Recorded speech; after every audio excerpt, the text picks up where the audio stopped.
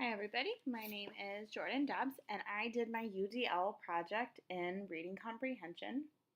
So just to kind of give you some background of kind of what my project is all about and my classroom. I teach a self-contained English class.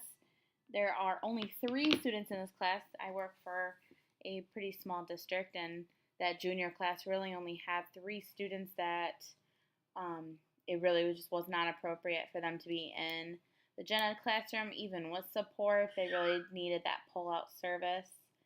Um, so I'm not sure how many in this class are familiar with the star reading assessment, but after giving all 3 of them the star reading, they were all pretty close, grade equivalent wise, around the 6th grade level. And again, these are actually junior level students, so they have a pretty wide gap in their reading.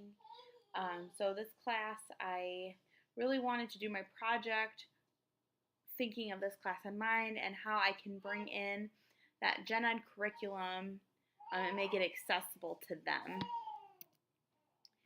So just kind of what I learned overall, I think for this course was just how many resources are really out there on UDL and how I can make that gen ed curriculum more accessible to my students.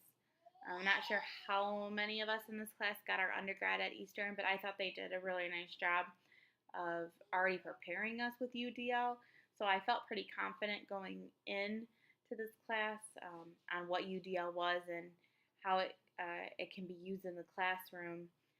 But I think this course really opened my eyes to how much is out there. So I feel like I really have a good bank of resources now where I didn't have that before. So my unit for this project was short stories and reading comprehension strategies. So taking those short stories that a lot of high schoolers typically would read and then sprinkling in some then reading comprehension strategies and how they could understand a text that was leveled for a high school student when they're only reading at a 6th grade level. So these were the standards that I really focused on when I was doing this project, and I was kind of going back to the standards and how am I addressing these standards. So this first standard, this language 11 through 12.6, is basically using general, academic, and domain specific vocabulary. The RL 11 to 12.7 is analyzing multiple interpretations of a story. I then go on to a writing standard, which is writing informative texts. And then my math standard, creating equations that describe numbers or relationships. So my overall outcome was when given a grade level passage, I wanted the students to be able just to answer basic who, what, where, when questions about a story with at least 80% accuracy in 4 of 5 trials. So like I said, for my short story unit, there were multiple stories that the students had to read over the course of the semester. And just being able to independently read those stories and know who our main characters were, what was going on, where our settings were taking place was important for them. So the goal for this unit was that the students would be able to read those grade level passages with at least 80% accuracy. So for the purpose of this class, I had these 3 lessons. With my first lesson, I focused on the reading, the second one being more of a writing lesson, and the third being math. The math was definitely hard for me to swing for this project because this is like a self-contained English class. It's not very typical that I would be pulling math in, so that was hard. But with having my own self-contained English class, we do a lot of grammar and writing, and so that was pretty easy to pull that one in. So for my reading lesson, they were identifying the who, what, where, whens. I gave the students real short stories, and they would have to go through and identify those questions throughout the story. I had them doing things with highlighting the text, so going back in and highlighting where they thought that those answers would be. Um, they did an activity where they could create their own comic strip if they wanted to, like a 6-panel comic where they had to show what the setting was in the story. So for example, like one of the stories was the lottery. So for anyone that's familiar with the lottery, it's like village people sitting around in an outside setting, and so they had to show that they understood that those elements of the story through the comic.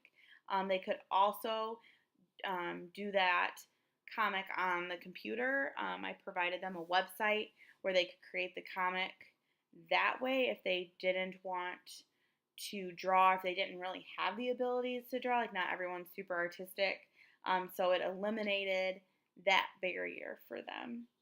They also could have created some Google slides to show the story and pull in like maybe images and do things that way, so create a presentation if they so choose. Then I moved on to my writing, which I'll get more into because that's what I then have for an activity that I picked out that I wanted to highlight. So for writing, we were focusing on capitalization errors and how when we're writing, how to capitalize things correctly. So we focused on the instruction part of the lesson was what needed to be capitalized. So I talked about, UDL principles being providing them handouts that coupled with the things that I would project to them on the board, and the different activities, which I said I will go into on my next slide. And then my last lesson being the math, which was, like I said, the most difficult one for me to, I think, pull off because this is a self-contained English course. So for math, I was working on them with chronological order. So some of our stories were written a long time ago, and so I had the students find those dates of when certain stories were written, and then they had to figure out how much time has elapsed between now and then we picked out dates in time that have happened between now and then, and we put them onto a timeline. So I was able to bring in the English side of it, so that was cool. And the students actually really did enjoy the lesson, and it was a little different than what they were expecting we were gonna do. So that was cool for them. So for this presentation, we were supposed to talk about one activity that we did and kind of talk about how we pulled UDL principles into that activity. So I decided to focus on my writing, and for the independent practice, I decided to do stations with the students. So I have 3 students, like I said, in the class, so there was 3 stations. So they each got to go to a station for a little bit of time throughout the class, and then we switched stations. So the first station was just an IXL station, and they were specifically going into the English portion and doing capitalization practices. So for those that are not familiar with IXL, it's an online program on their computer. They can go at their own pace. It'll show them how many they've gotten right. I can go in and see kind of a report of what they're missing, what they're getting right. But it was completely accessible, and it goes at their pace. So I think that that's something that we really like to use in our class. The second station being a smartboard activity. So I had sentences or words on the smartboard, and they had to go through and find the mistakes. And then so almost like a DOL type activity. They would go through and find all the mistakes and correct them. And then there was a second game where certain words were lowercase, and then like our proper nouns that should have been uppercased, and there was errors, and the students had to drag the words that were correct to the correct side, and the words that were not supposed to be capitalized but were, assuming that none of these were like the beginning of the sentence type words. So we were just more looking at like common nouns versus proper nouns. And so then they'd have to drag the incorrect words that shouldn't be capitalized over to the incorrect column. So it was just getting them out of their seats and moving and looking up at the screen and manipulating things that way. So also hitting different learning targets. And then my third station being the writing prompt. So, we did a whole writing lesson, and I think it was important that they actually write something to show that they can generalize that information and actually use it. Um, and so I think the word writing sometimes can be very misleading, because just because you're giving them a writing prompt does not mean that the student physically needs to have a pencil or a pen in their hand and writing. So for this lesson, I gave them two different writing prompts that they could choose from, and they could either physically write it, they could type it on the computer. Some of my students do have an accommodation in their IEP that they are awarded a scribe. So I did put in the lesson that if a student chose, they could verbally give the information to the teacher, and the teacher could scribe it, but the student would have to specifically let that scribe know which words that they wanted capitalized in their sentences. Otherwise, the teacher was going to just assume that everything was lowercase unless they were alerted from the student that they wanted a certain word capitalized. So that was kind of like the gist of their independent practice and some of the UDL principles that I put in. I'm hitting different learning styles, so the students are, for some of them, they are just sitting independently, working at their own pace on a computer. And then on the flip side, I get them up and interacting with the smart board. And then the writing prompt where they could type it if they so choose, or they could scribe it to a teacher.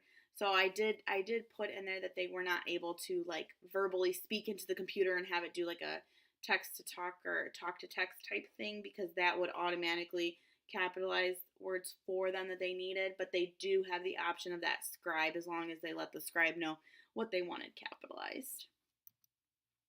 So just to kind of add in some visuals for you guys, this was like the IXL screen. Like when you first go to log in, this is what it looks like. IXL is used for math or English, but we obviously, because it's self-contained English class, we're using it for English. And then I just put a little graphic in of the smart board. I think we've all seen smart boards, even if your district doesn't have them. We've all worked with smart boards and how they work. And the smart board has been like so great for my students, because it's actually getting them out of their seats and physically moving things around. So I've used it. We used it even for this project with my math and my reading project. So like for the math, they were manipulating a timeline up on the smart board, and they each got to go up and put an event where it should go on the timeline.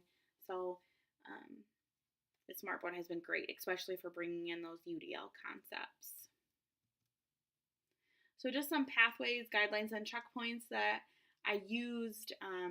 So the three guidelines being the engagement, the physical action, and the representation of how material is given. These are some of the ones that I used throughout my project a lot. I used other ones too, but these were the ones that I used, I think, the most.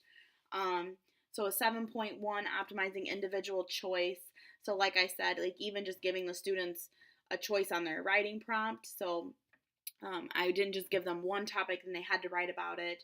They had some student choice in there, so maybe one was more high interest to them than the other one.